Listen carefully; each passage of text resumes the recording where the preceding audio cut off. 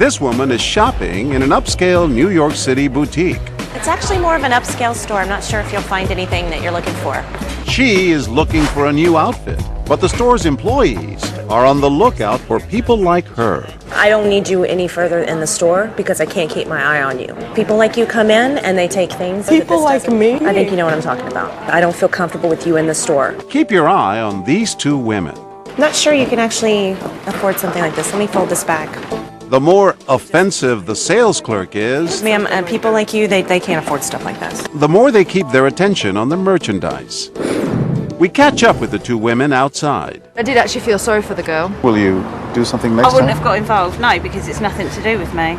But she needed your help. Someone has to sound the alarm. But I don't know her. The two customers have just witnessed a type of discrimination so common that researchers have given it a name: shopping while black.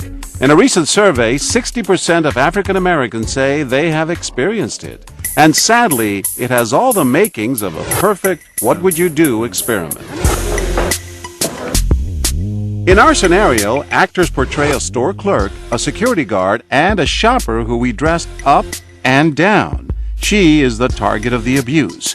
We wanted to see if any of the other shoppers will do anything at all. Our base of operation is in one of the shopping capitals of the world, Soho in New York. And we find practically the only store willing to experiment with something so controversial: a women's boutique called Un Pomela. People like you come in and they just slip things in your bag. You have a big jacket and everything. I think you know what I'm talking about. If you need to shop in Harlem, go shop in Harlem. You're not shopping in our store. Inside the store, the harassment continues. Put your arms out, please. It's not the first time, I'm sure. You know what I'm talking about. Excuse me, I've been searched and I'm just a shopper. Did this happen to you? No response here. And just seconds later, she's back to primping. What is your name? Are you the manager? Yes, I'm just doing my job. You're doing a horrible job, okay? You treat me like I'm a criminal. Watch this couple. They've been browsing right next to our actors. And you're really disturbing them. They should know that they shop in a place where paying customers get frisked. I'm the only black woman in here. Right. And I'm the only person this is happening to. Exactly. Our security guard tries to draw the couple in. I don't go to your neighborhood. Why don't You don't go to leave our my neighborhood. Yes. You don't even know where I live. Sorry, guys. Sorry, That's all right. guys. Did y'all need help looking for anything? We're just looking for something that she might like. But not a word in defense of our shopper. And we couldn't believe what happened next. Have you guys ever experienced something like that? It's just crazy. What's that? What someone like her coming in and I mean she looked very suspicious. I had two ladies like that come in last week. It just looks like they're gonna do something. You know? Probably to play the black card, right? What did he just say? You know? Probably to play the black card, right? Yeah, I guess it just seems like it's more black people than it is than others.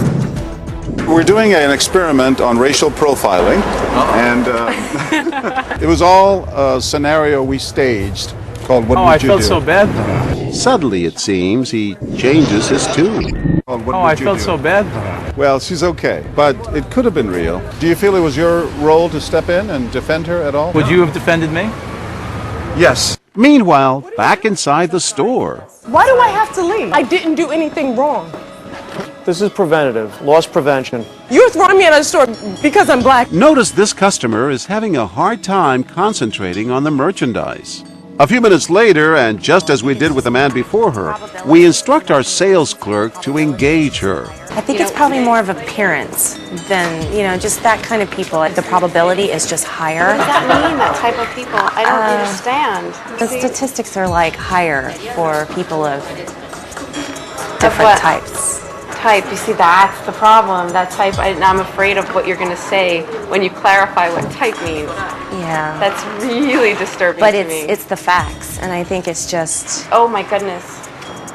You are saying what I think you're saying. I wish you would just stop asking me about this and talking to me. She's so upset, she begins to cry. It's time to introduce myself. Hi, I'm John. I'm John Quinones. I'm the reporter with ABC. Do you know this is part of the experiment, right? I was just told that. We didn't want you to be that upset. We did want to find out how people would react and what should they do and what should they say, because this exists. Racism does exist. I'm so glad this is not real. Thank you. Ma'am, your type comes in here a lot, and I just need My to make type? sure. Yes. This man and his family have a front row seat. Yes. Yes. No, sir. I've had trouble with. Maybe they've heard a little too much. You're upscale. She's not. You know how embarrassing it is to do this to her? No. Why are you singling her out like that? Because look at her. Look at her. What? I've tried to Let's go, protect baby. this store. Let's go. Sir, Stung by the insults, he tries to leave, but our sales clerk won't let him go. we had this happen last week, and I need to make sure that it doesn't happen. It comes out of my pocket. Listen, I'm not stating that you shouldn't do your job, but the way you're doing your job isn't right. So You how would cannot I go- do it if You don't need to be working here if you don't know how you would do it.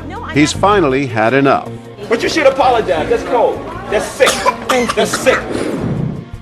Excuse me, sir. Hi, I'm John Quinones. Man, I can't talk right now. I know you're upset. You know what this was? You know what this was?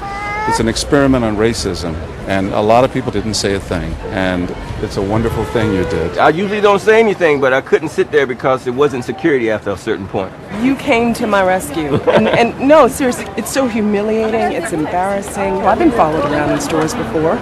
I have to be conscious of the way I dress before I go shopping. Almost 100 people witness our scenario and less than 20 intervene. It was clear from our experiment that people of color feel the most strongly, but we were surprised by some of the other folks who decided to step in. I just don't feel comfortable right now with you in the store. I'm sorry, and I can't subject them to this. I think you should put in a complaint. Sorry, as somebody who's shopping, you've done nothing wrong. I've had people like her come in, and this is what happened. I need you to frisk her, please. She's done nothing. I'm just. I have not done anything wrong. Turn around. I'm coming to your store as a customer. Our security guard ignores the women's pleas and moves in. Put your arms out. We're with you, definitely. And just like that, the two women decide to leave the store and take our shopper with them. And an entourage of angry customers follow. She's been completely humiliated by this woman. Outside, the crowd is so caught up in the moment, they begin talking to our camera crew, not realizing they're part of our show. What should people do? Well, I think she should put in a complaint for one thing. I have a confession to make. What's that? This is all part of an experiment of racism. She's an actress. And she's an actress. And a good actress too. Well done. Yeah, that's good. It's a great store.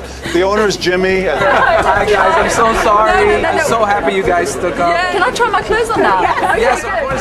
Please come Bye, thank you.